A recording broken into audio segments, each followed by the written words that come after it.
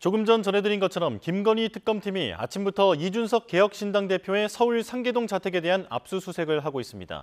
이 대표는 윤석열 전 대통령 부부의 공천 개입 의혹 당시 당의 대표였는데요. 취재기자 연결해 알아보겠습니다. 임예진 기자.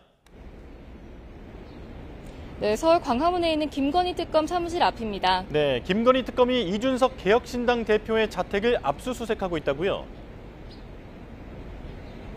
네, 김건희 특검팀은 오늘 오전부터 서울 노원구 상계동에 있는 이 대표 자택에 수사관들을 보내 압수수색을 진행하고 있습니다. 이 대표는 지난 2022년 윤 전 대통령 부부가 명태균 씨로부터 무상 여론조사를 받는 대가로 김영선 전 의원의 공천을 도운 것으로 의심되는 시기 당 대표였습니다. 특검은 이 대표와 김 전 의원 또 명 씨 등이 한자리에 모였다는 이른바 7불사 회동 등을 확인할 전망입니다. 어제는 같은 의혹과 관련해 당시 공천관리위원장이었던 윤상현 의원이 업무방해 혐의 피의자 신분으로 특검에 출석해 14시간의 강도 높은 조사를 받고 자정쯤 귀가했습니다. 윤 의원은 조사에 성실하게 임했다고 하면서도 의혹의 진위를 묻는 기자들에겐 말을 아꼈습니다. 직접 들어보시겠습니다.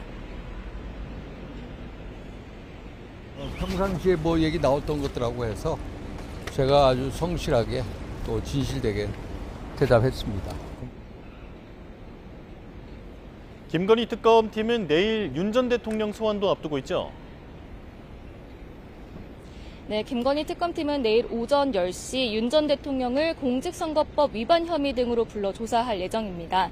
윤 전 대통령은 이른바 명태균 게이트의 정점에 있는 인물인데요. 2022년 지방선거와 보궐선거, 또 2024년 22대 총선 공천 개입 의혹과 함께 20대 대선에서도 명태균 씨로부터 여론조사를 무상으로 받은 혐의를 받고 있습니다.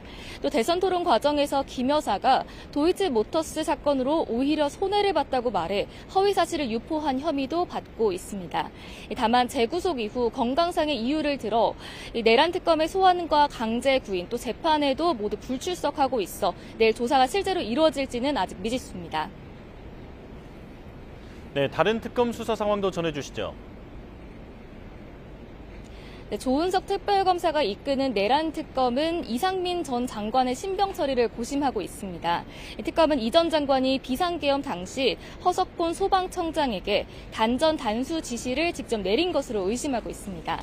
또 국무회의 과정에서는 비상계엄 선포를 막아야 하는 국무위원회 책무를 다하지 않고 사실상 방조했다고도 보고 있는데요. 다만 특검은 추가 조사를 할지 아니면 곧바로 구속영장 청구에 나설지는 아직도 고민 중인 것으로 전해졌습니다. 최상병 특검은 오늘 오전 9시 반쯤 이종섭 전 국방부 장관의 참모진인 박진희 전 국방부 군사보좌관을 참고인으로 불러 조사할 예정입니다. 이 박 전 보좌관은 지난 2023년 7월 김계환 전 해병대 사령관과 박정훈 전 해병대 수사단장이 최상병 사건 소동조사 결과를 이 전 장관에게 보고했을 당시 함께 있었던 인물입니다.